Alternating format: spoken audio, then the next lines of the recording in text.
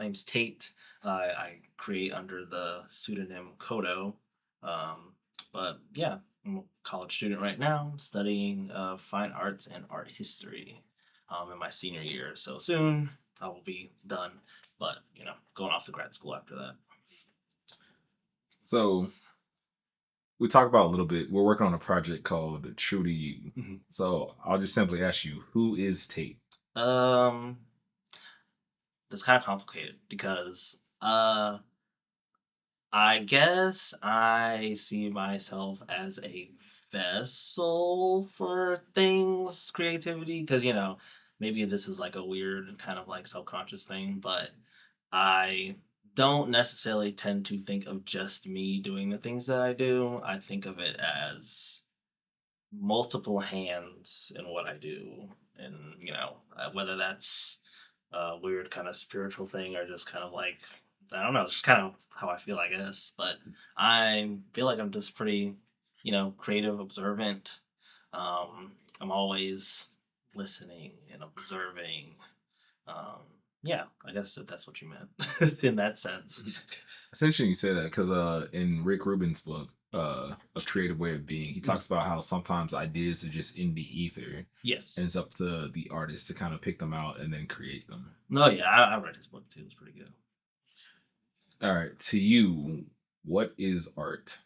That is a well, art is ambiguous, I guess, because everybody has their own kind of definition of what art is. But honestly, for me, I feel like art is anything that's perceived as someone's, I guess, preferred image. If that makes sense, I guess for me it's kind of hard to answer because like I've learned so much about like art per se, and I've quite literally seen how it changes throughout periods of time. But the one thing that's been consistent is like whatever image is produced is essentially what the person wanted it to be, and that's art, I guess. Yeah. So I'll ask this follow up, which I kind of delved into in the goods of creativity. Hmm. Is everything art? Um, that's kind of tough. What do you mean by everything? Question for the most part is open. So let's say if someone just quote unquote threw something on the canvas, Mhm. is that art in the same sense as someone that spent, a year painting a portrait? Yes, I guess the difference is intention. So if you are intending to throw something on a canvas to create something, then I would consider that art. But if you're just doing it just to do it, then it's more of an action than a product. So it's all about intention and what's your purpose of doing it. To you, what is creativity? Oh man. Creativity is I think it's a feeling more than anything else. That's how I see it. I feel a lot. Um, but I think it's a feeling and it's a visual. It's really weird. I guess it's just kind of like it's just a aura, I guess. It's I don't know if I feel like maybe the flow, I don't know, flow state is something maybe people know about, but that space where everything just seems to kind of just happen. Um, and I don't know, I have a really kind of ambiguous definition of what creativity is. It's just kind of going through the motions and just absorbing things and recontextualizing them, making them something special, if that makes sense. How does art then relate to creativity? Um, well, I guess creativity is what helps, I guess, foster art. So essentially, it's like an equation almost. You have creativity, you have the individual, and then you have art. If you want to simplify it like that, but I guess that's a good way to sum it up. I guess creativity is the fuel for the art.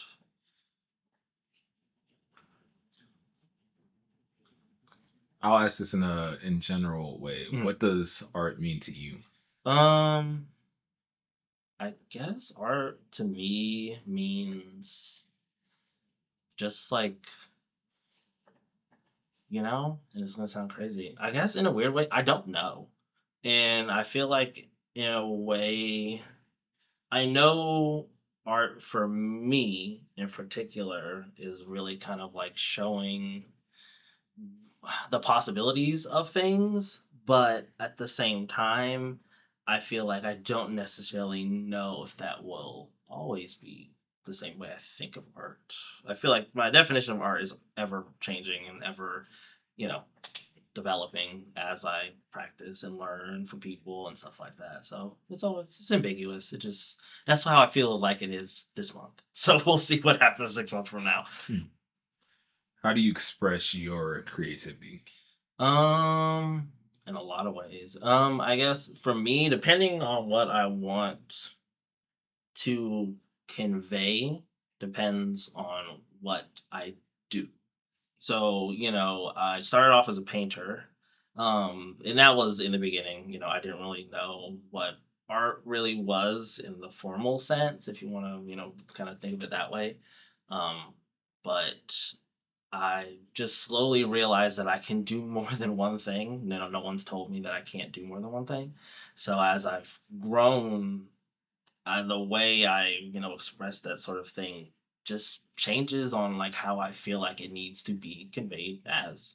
If it means that I need to write something, then I write it. If that means I need to make a soundtrack for it, that's what I do. And then whatever emotion or the theme or category, whatever I'm trying to express, I just have to see if that kind of falls into place. It's just I'm very flexible. I consider myself at this point, I'm interdisciplinary. I'm not. I used to just call myself a painter, but not anymore. No, I do everything. How do you balance creative expression and the need to satisfy the algorithm? Well, I guess I guess my kind of what is the journey is a little bit different because I actually started off at one point when it came to social media. Music was my biggest thing. I was in a band, all that kind of stuff. All that good stuff. And then I honestly removed myself from consuming so much. And I did that because for me, I realized, and a lot of other people are realizing this now too, that consuming so much stuff and not producing anything can really just it can just suck the life out of you. You see so much and you're like, well, why can't I do that? Why can't I do this? And it's like, well, you would know if you would stop consuming things all the time. But for me, when I think of my practice and what I do, I am not necessarily worried about if everyone sees it. I'm more so worried about who sees it in the sense of like, is the person that is viewing it the person that I want to see it? So in a weird way, because I'm not super active like on social media like that, posting every other day, I am curating my own audience. So in a weird way, I'm kind of like flipping it. I don't necessarily participate in the algorithm that is out right now, on the internet, but I have my own algorithm in life. The way I decide to market my products, if I market them at all, is my own algorithm. So, whoever comes by and actually wants to learn more about it, then they're part of my algorithm now. Those are the types of people I want to attract. So I kind of both sides kind of, and I have my portfolio on my Instagram. So if anyone finds that, that's Mhm. good on them and I'm glad they found it. So but I'm not too worried about people finding my stuff like that. Yeah. I guess in that sense, do you find it have you had to use art more as a product than I guess I would use the word performance, Mm. So which kind of goes into the same idea of the question, but a more practical one. So like, can I make a living making one thing over and over again versus making a bunch of paintings that take a lot longer? this is kind of complicated because I say that because I feel like we're living in a time right now where art there's so many people making things. You know what I mean? There's so many people Mhm. making things. And so I feel like now more than ever, a lot of it has to deal with who is the most genuine with their work. And I feel like as time has kind of went on, hustle culture and all that type of stuff, I feel like it's kind of warped the perception of creating things because, I feel like a lot of people, just because you can make it, I don't think you need to sell it.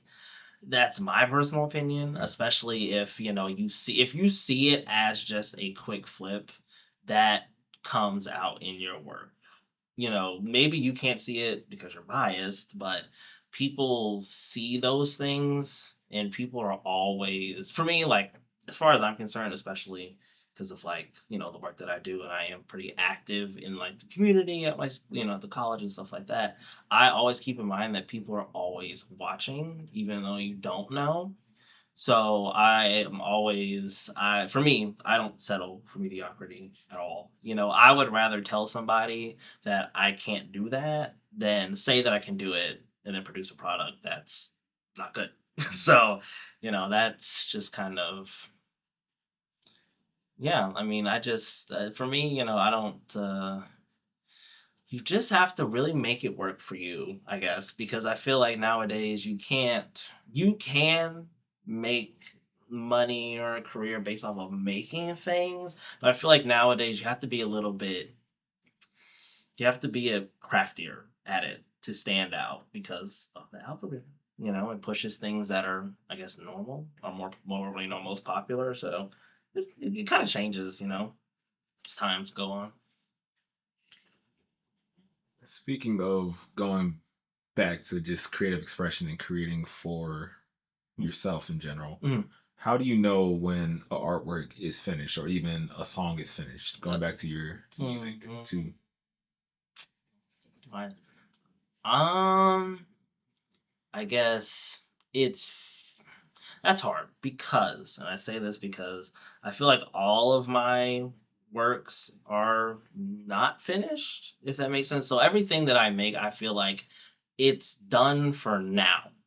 A lot of my stuff that I make, I expand upon it, whether it's like the physical product of like product as in like the artwork itself or the idea. So all of my stuff honestly is not finished. It's finished for now, if that makes sense. Mm. I'm comfortable enough. I guess the difference with me is that I'm comfortable showing people the process. I'm comfortable showing the flaws of things. So I guess I'm not necessarily worried about a polished, finished product, but I'm more worried about something that clearly time was invested into, consideration was taken, the proper people were credited. That's how I deem something as complete in that sense. All areas of the work have been explored, documented, confirmed, and all that type of stuff. So, So, in art and in music, mhm. how important is perfection to you? um, I guess it's not really, because I say that because the way that I approach things, as I've been told, I guess I've kind of seen, is just different to begin with. So I feel like I don't necessarily worry about it in a weird way. I guess I've gotten to the point where I don't necessarily feel like I have to make or produce anything that's easily digestible. So for me, it's like if you get it, you get it. If you don't, you don't. So I guess that's how I view that kind of thing. Mhm. So, let me flip the question then. Is perfection important? Mm, no, but I feel like perfection is one of those things that perfection is. It's not necessarily a bad term, but I guess it just depends on what context you're using it in.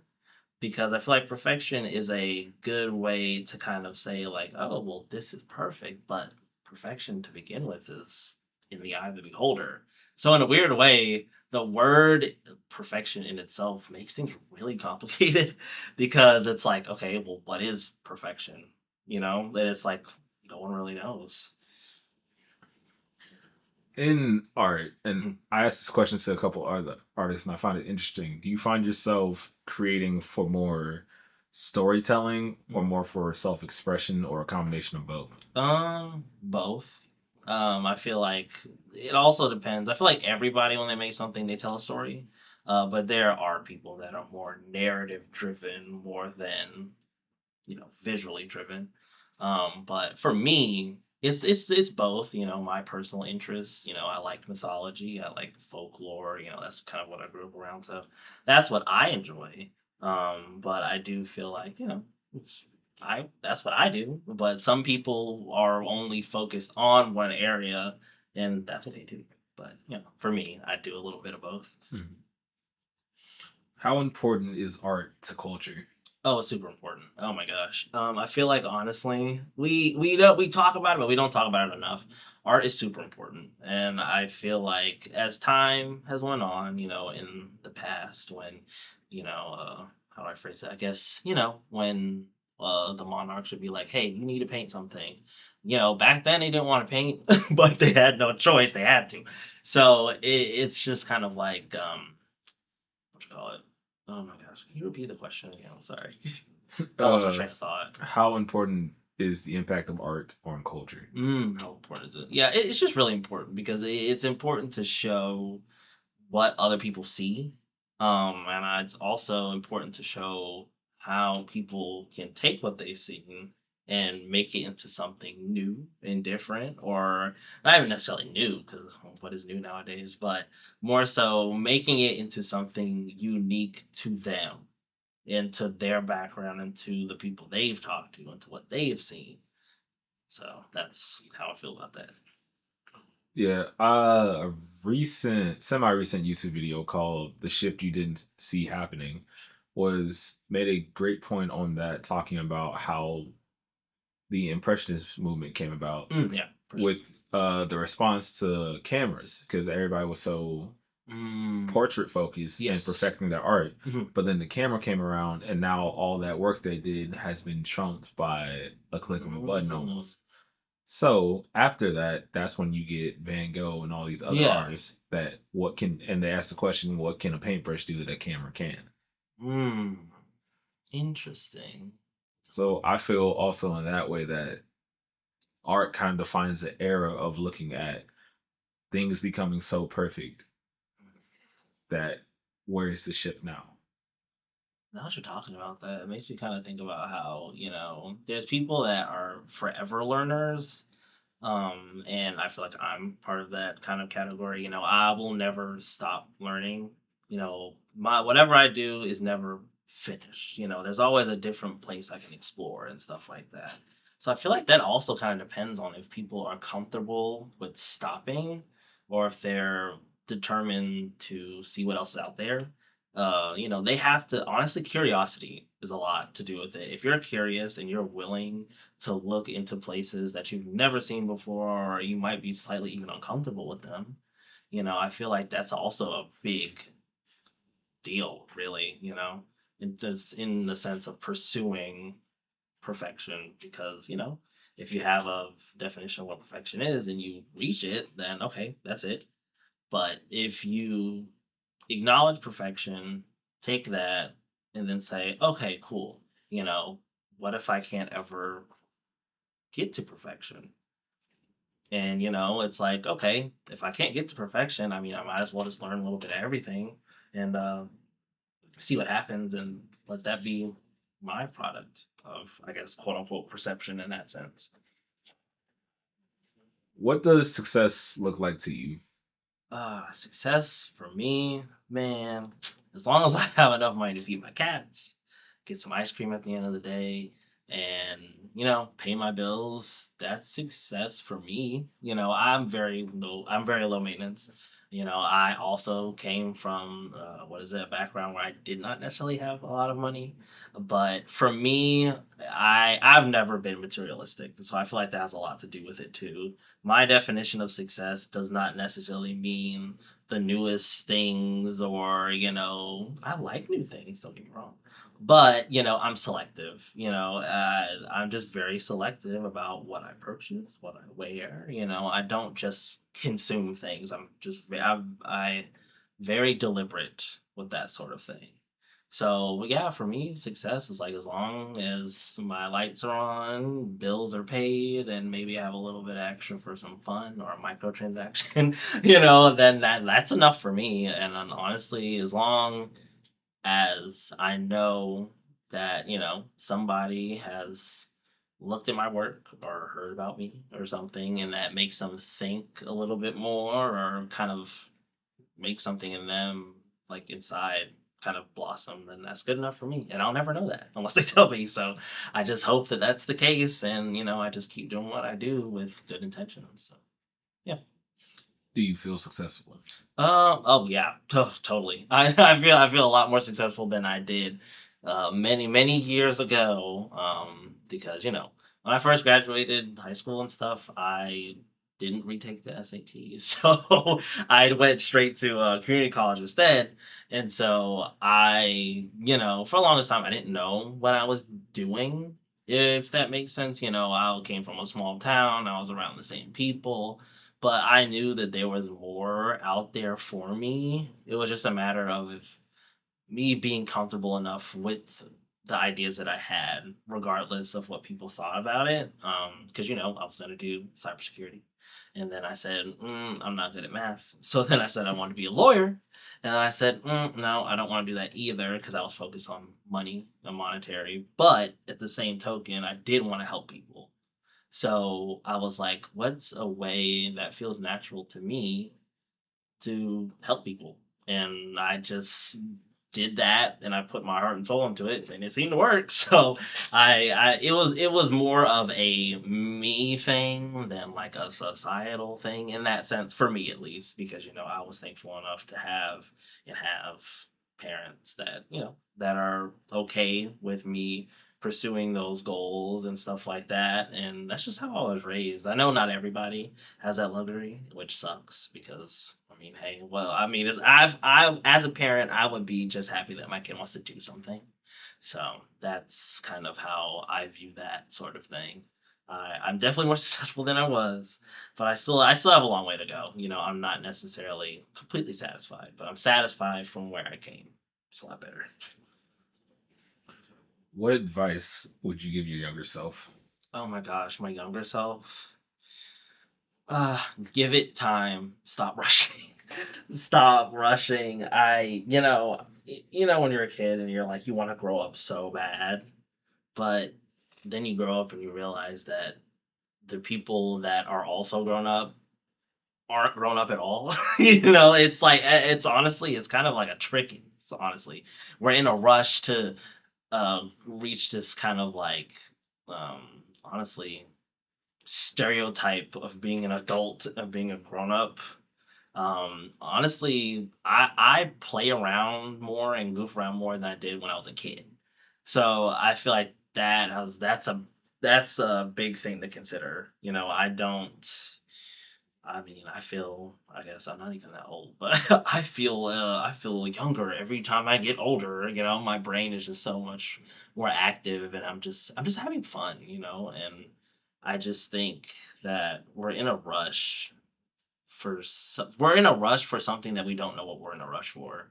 Because I'm like, no one, yeah, people might be telling you what you should do, but why does that matter? Because 9 times out of 10, the people that are telling you that don't know you, haven't seen what you had to go through, and don't, and honestly are looking at things way too black and white. I'm like, everything is situational. So yeah, that's how I think about that one. If your art can be remembered for one thing, what would you like it to be? Oh, honestly, just being authentic and just being true to myself, regardless if it's weird or not. And, I say weird because, when I was younger, a lot of the things that are super trendy and popular these days, when I was into them as a kid, I got made fun of it for it. And so for me, it's like I just find it ironic because those same people nowadays are like, "Oh, I love anime. I love this. I love Dungeons and Dragons. I always love that stuff." I always was into the nerdy things, the tabletop RPGs, JRPGs. So it's like I've always been authentic to myself, regardless of how old I was, regardless of who was around me. If you weren't, if you're, weren't then and now, it's like if you're not okay with the things that I'm into, and if you're not okay with the way that I express myself, then why are you around me then? You know what I mean? It's like you can stay if you want to learn that way or just be around that sort of thing. But if you're just going to be around and judge people for it instead of like learning from it, it's just like then you can go somewhere else with that. I'm not, you know what I mean? I'm done with that at this point in my life. All right. Where can people find you, and do you have any closing words? Where can people find me? Well, you can find me at UWF, at the art building all the time. I'm always walking around somewhere. And I'm gonna be honest, I mean, there's people that I've met once years ago that see me walking around and they're like, "Hey," and I'm like, "Who are you?" But they know who I am, so I guess honestly, you know where to find me.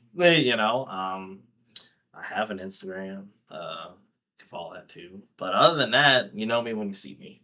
So I guess my closing words is don't let anyone stifle that flame. Even if it feels like it's impossible, it's probably not. It's just you haven't had the time to do it. But if you feel like your time has come, take that leap of faith. Don't be afraid. I was afraid for a very long time. I didn't take myself seriously as an artist, but that was just me. No one told me that. That was my own. I was fighting against myself. I wasn't fighting against anybody else. So just keep on creating. Thank you, Tate, for being here. Thank you for being authentic. Yes, thank you. What can I say? And as always, keep it quintessential. Mm.